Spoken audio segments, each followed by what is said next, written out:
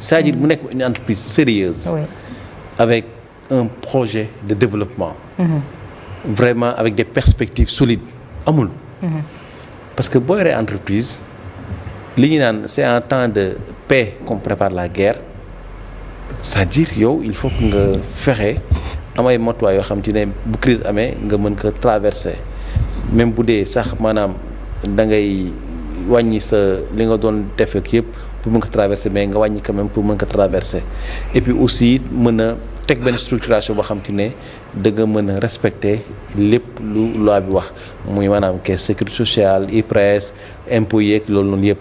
mais gis nañ que ne en fait presse bi dafa toujours yàgg di utiliser influence am pour maanaam jéggi loi yooyu soit da ngay jege nguur gi kenn du la wax dara wala bu ñu la xottalee nga jël sa média yooxu kii nguur bi wàññeeku ainsi de suite oh c'est pas comme ça c'est-à-dire quand on est entrepreneur c'est-à-dire on doit se structurer se structurer bon mu ndar xëyul rek sotti mais c'est-à-dire au fil du temps nga teg système boo xamante ne da ngay dem palier par palier ba nga xamante ne maanaam yow da ngay yegg foo xamante ne yow en fait non seulement parce que kuy bind moom tey nga bind lu neex état suba nga bind lu ko naqari tey nga bind lu neex opposition suba nga bind lu ko naqari presse mënul neex ñëpp ala kulli aali mënta am kuy def li presse bi def liggéeyam correctement mënta neex ñëpp parce que léegi na léegi boo demee bind loo xam te naqari na koo xam ne ëpp na la doole bu la jéemee fexel du la mënal dara ndaxte boobaa yow li nga war a def yaa ngi koy def même bu dee dëgg la mënoo matale lépp aussi au moins góorgóorlu nga ci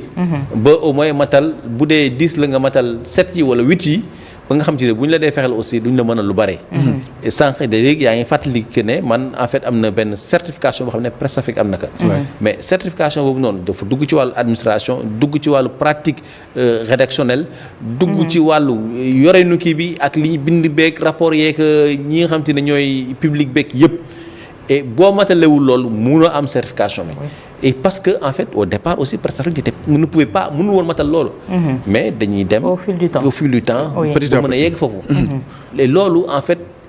il faut non seulement de la vision mais aussi il faut de la volonté pour y arriver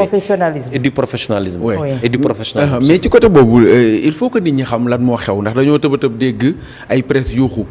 déggaguñu ñu ci bari ndax tey Sénégal mën nañ ne environnement de la presse du ñaari kër taskay xibaar rek ñoo fi nekk bari nañu qu'est-ce qui s'est passé réellement parce que demoon ngeen rencontré ji l'ancien président Macky Sall ñu wax que ni baale nañu lu tolloo 44 milliards ci sunay koppar tey dégg nañ Madiambal Diagne mu ne 33 yi diggante Soleil la RTS ak APS. waaw en fait bu ñu waxante dëgg bëri nañu mais taxaw koo bëri noonu c'est-à-dire bëri nañuy entreprise de presse peut-être ñoo xamante ne mën nañu am problème ak fisc mais taxu koo bëri xaalis bi bu taxu ko bëri noonu c'est ça la vérité parce que presse en fait ils font presque pas de bénéfice ça moom c'est la vérité fii presse bu fi ne mi ngi def bénéfice war nañ ko lijjanti kii ci lan la yëngu mais métier presse entreprise de presse fii Sénégal gisuma bu fi def bénéfice et lu ci bëri bu ñu déposé li ngi maanaam état financier yi fële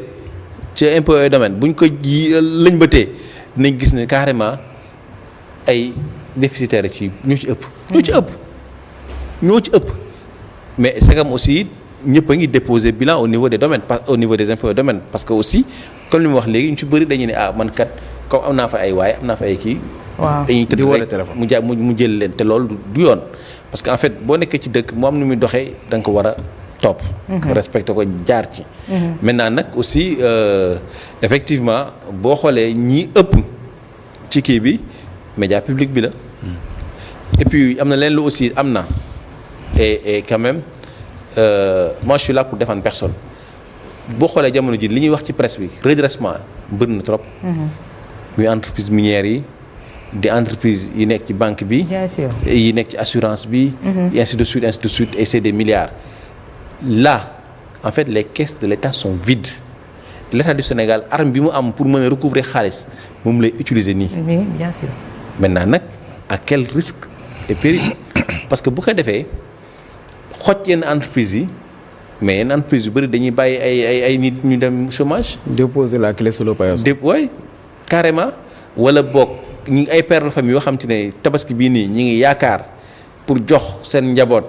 tabaski xar ak ay yéreeg lu ñu préparé waajale tabaski bi mais duñ ko am ndaxte seen entreprise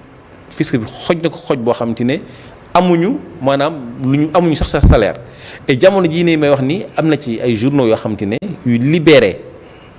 ay agents. mais am na ñeneen ñu disparaître parce que fu mel ni sunu làmb ak stade léegi stade mooy génn sunu làmb bi nga xam ne Mamadou Ibra Kane moo ñaari benn dañ koy dugalaale ci biir journal bi. mais on a assisté à également la prolifération de certains journaux yoo xamante ne xamuñu sur quelle base la ñu taxawee. seen traitement de l'info et tout autre tey jii suñu accès ne presse yooyu disparaître nañu warul nekk surprise ci ñun yaakaar naa dinañ ci ñëwaat Ibrahima. mais Pape comment a-t-on fait tey jii ba presse bi arrivé à ce stade là ba nga xamante ne cumulé nañu ay bor ci li nga xamante ne moo di l'impôt goo xamante ne waroon nañ koo fay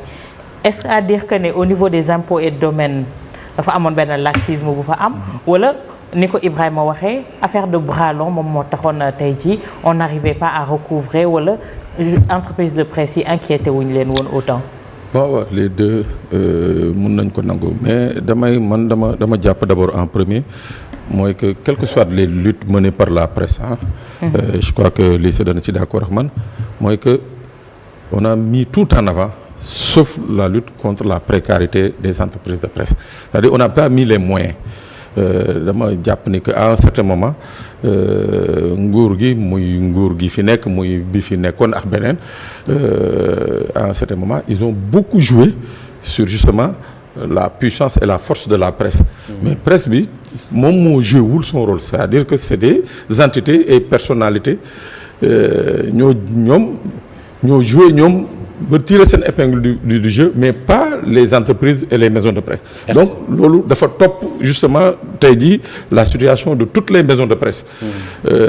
Et espérons que ni nga ko waxee noonu la exactement c'est des individualités des personnages qui ont tiré leur épingle du jeu mais pas l'entreprise. Oui. Voilà. C'est ça la vérité. C'est ça la vérité. Et qui a failli.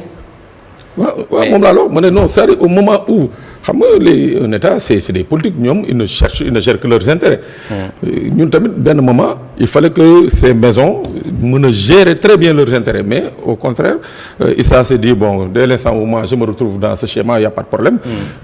Ça n'arrive qu'aux autres ça me regarde pas. Donc loolu moo nekk indi situation bi. beneen affaire bi nga xam ne mën nañ ko dëggal également mooy que il faut le dire au niveau de l'administration au niveau des impôts et domaines benn moment ils ont été le bras soit armé ou xam nañ ko mën a waxee le bras d'amour bu dul bras armé bras nan la mooy maanaam lii sa bu yëngatoo ñu dóor. Voilà il va payer on lui met la pression. Bon Issa c'est bon épée de Damoclès. Voilà Issa c'est notre ami et tout il y a pas de problème on peut gérer donc il y a eu ce laxisme là. Mais en tout état de cause man dama jàpp ni que boo demee bari di entreprendre dafa am li nga xam ne waroo ko sax taxaw naan da nga koy natable naan bon peut-être que ñii samay xarit nañu wala ñi je les connais non parce que loo gis dafa am app. La preuve mu ngi nii je suis sûr am na ñi nga xam ne lire naa ñi naan ñoom depuis 2015 wala 2012 gisuñu impôt gisuñu dara c'est-à-dire il y a 2009 kenn ñëwul pour contrôler donc loolu yëpp. non xam nga impôt c'est le régime déclaratif. loolu lañu régime boobu la ñuy dund. c'est-à-dire yow bu weer deewee yaa war a déclarer la CHR def déclaration TVA. def sa déclaration yëpp. comme bu at bi kiiwee aussi maanaam nga def sa IS wala sa IR. ainsi de suite yooyu yëpp. après déposer ce bilan c'est-à-dire impôt du ñëw naan la kaay déposer ce bilan wala kaay def déclaration non parfois sax mu def note pour rappeler